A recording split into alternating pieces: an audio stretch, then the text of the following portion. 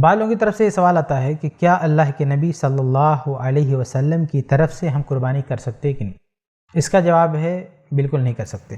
حیران ہونے کی ضرورت نہیں ہے سامعین، آپ علماء اہل سنت و جماعت کے بجائے ان غیر مقلدین نام نہاد اہل حدیثوں کے قریب ہوں گے تو شرعی مسائل و احکام میں شکوک و شبہات میں 100% آپ پڑیں گے ہی پڑیں گے۔ اور آپ نے دیکھا بھی ہوگا کہ جو بھی ان غیر مقلدین نام نہاد اہل حدیثوں کے قریب ہوا، ان کی باتوں پر کان دھرا، وہ مسلمانوں کے معمولات پر بے سروپا اعتراضات کر کے اپنے آپ کو بہت بڑا 30 مار خان ثابت کرنے کی جی توڑ کوشش کرتے نظر آتے ہیں، حالانکہ یہ ایک قسم کی شیطانی حرکت اور بے جا مسلمانوں میں انتشار پھیلانے کے مترادف ہے۔ اور اس قسم کی باتوں سے آپ حضرات کو بروقت آگاہ کرنے کی کوشش ہمارے اس رد باطل ری ایکشن یوٹیوب چینل سے ایک عرصے سے جاری ہے، اور آپ حضرات کا ساتھ رہا تو انشاءاللہ تبارک و تعالی ہمارا یہ چینل ہر باطل فرقے اور بڑے سے بڑے فتنے کا سردرد بنے گا آنے والے وقت میں، اور ان دین کے دشمنوں کے ناطقہ بند کرنے میں ایک اہم کردار ادا کرے گا ہمارا یہ چینل۔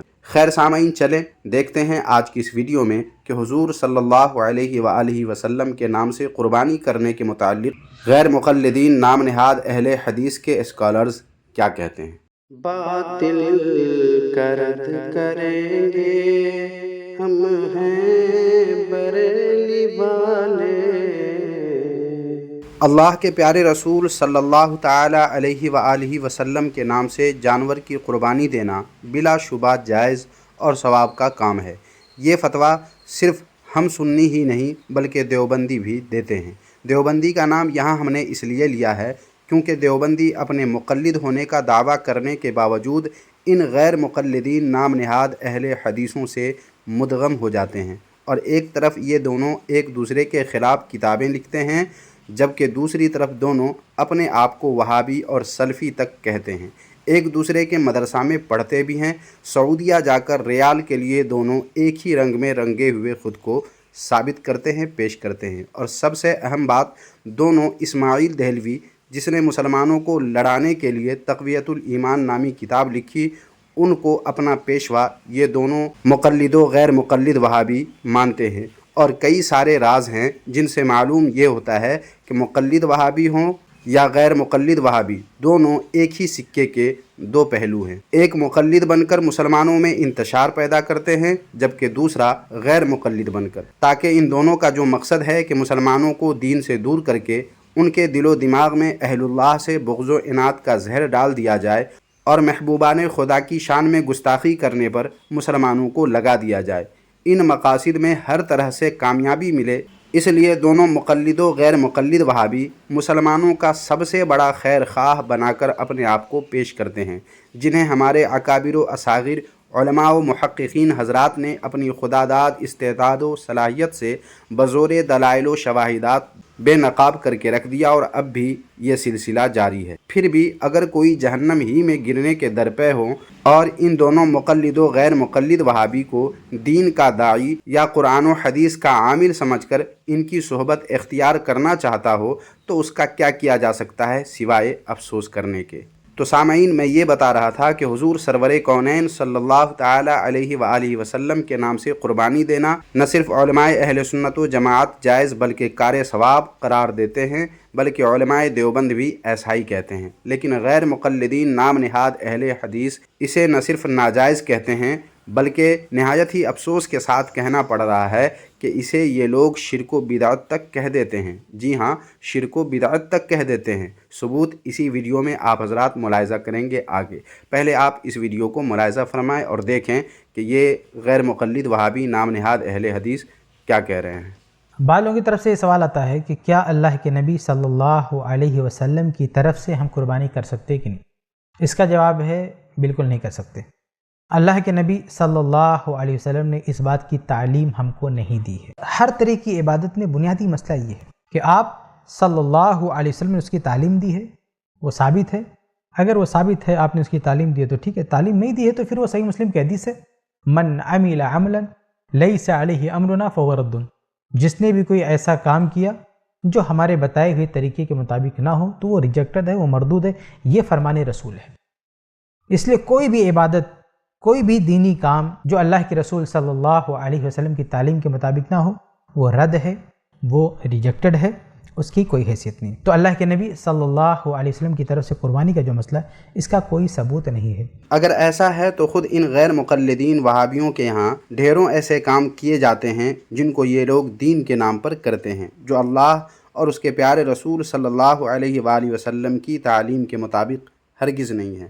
مثلا مکہ مکرمہ کی مسجد الحرام اور مدینہ منورہ کی مسجد نبوی کو ہی دیکھ لیں، ان میں ڈھیروں ایسے کام آپ کو صاف صاف نظر آئیں گے جن کی تعلیم حضور سرور کونین صلی اللہ تعالی علیہ وآلہ وسلم نے دی ہے۔ اس پر کوئی ثبوت ان لوگوں کے پاس نہیں ہے، باوجود اس کے یہ لوگ آج تک کرتے چلے آ رہے ہیں۔ اور خود ہند و پاک کے علماء غیر مقلدین کے بھی ایسے ڈھیروں کام ہیں جن کا ثبوت حضور صلی اللہ علیہ وآلہ وسلم کی تعلیمات میں نہیں ملتا، مگر یہ لوگ کر رہے ہیں۔ لیکن تکلیف اور روک تھام ان وہابیوں کو کرنے بھی ہیں اور فتوے ان وہابیوں کو لگانے بھی ہیں، شرک اور بدعت قرار بھی دینے ہیں، تو صرف اور صرف ان کاموں کو جن کا تعلق مسلمانوں کے اپنے کسی دنیاوی فائدے یا شان و شوکت ظاہر کرنے کے لیے نہیں، بلکہ حضور سرور کائنات صلی اللہ علیہ وآلہ وسلم سے رشتہ غلامی استوار کرنے کے لیے کیے جاتے ہیں۔ آپ صلی اللہ علیہ وآلہ وسلم کی بارگاہ میں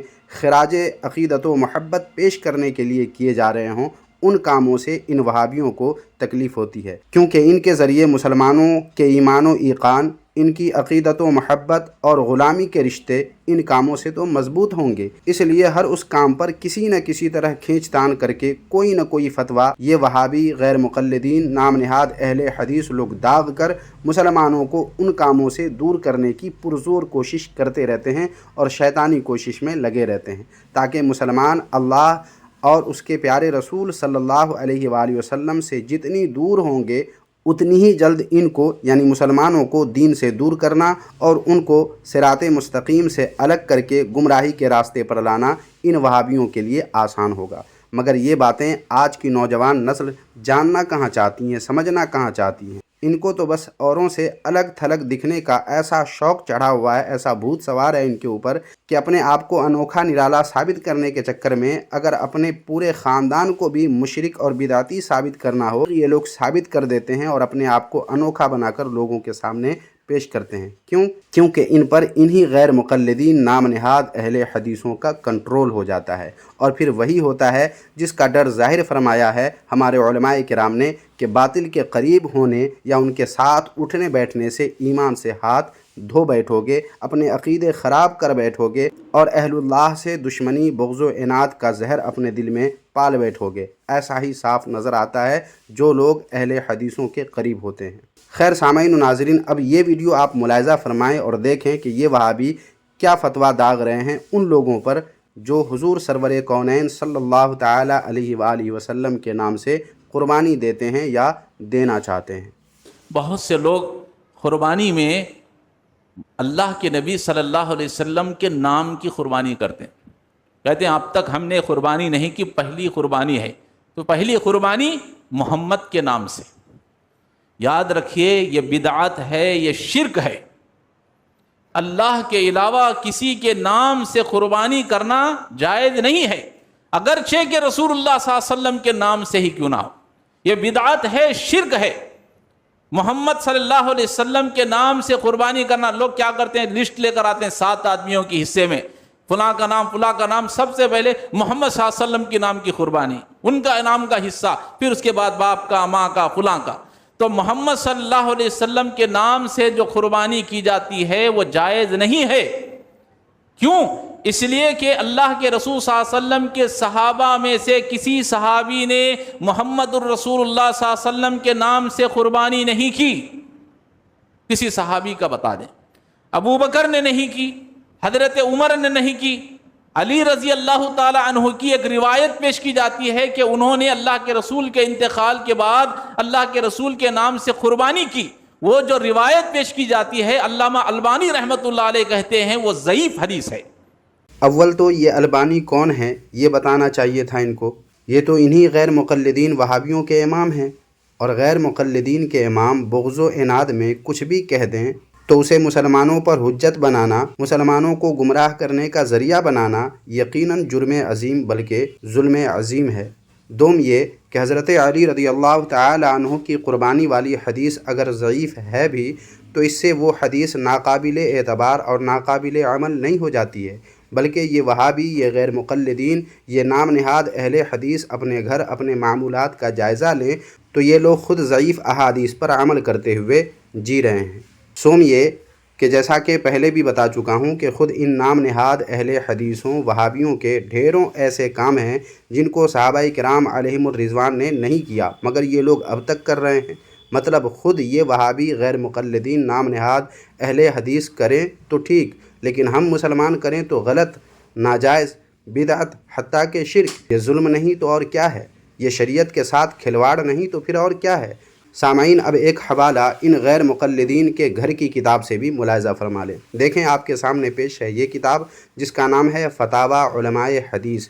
اس کی جلد 13 کے صفحہ نمبر 51 پر دیکھیں، صاف لکھا ہوا ہے کہ خود حضرت صلی اللہ تعالی علیہ وآلہ وسلم کی طرف سے اب قربانی دینے کو علماء کرام نے بدعت قرار دیا ہے۔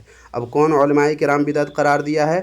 یہی نام نہاد اہل حدیثوں کے علماء کرام ہوں گے، ورنہ ہمارے اہل سنت و جماعت کے علماء کرام تو اس کو جائز بلکہ کار ثواب قرار دیتے ہیں۔ تو اپنے علماء کی بات کو مسلمانوں پر تھوپ دینا یہ یقیناً ظلم عظیم ہے۔ اور پھر سامعین نیچے کی اردو عبارت دیکھیں، یہاں پر بھی لکھا ہوا ہے کہ قطعی حق یہ ہے کہ حضرت صلی اللہ علیہ وسلم کے لیے قربانی بدعت ہے۔ اب سامعین اس تعلق سے آپ کیا سوچتے ہیں؟ کمنٹ باکس میں ضرور لکھیں اور ویڈیو کو لائک کر کے اتنا شیئر کریں کہ وہابیوں میں اس ویڈیو کی گونج پہنچ جائے۔ جزاک اللہ خیرہ۔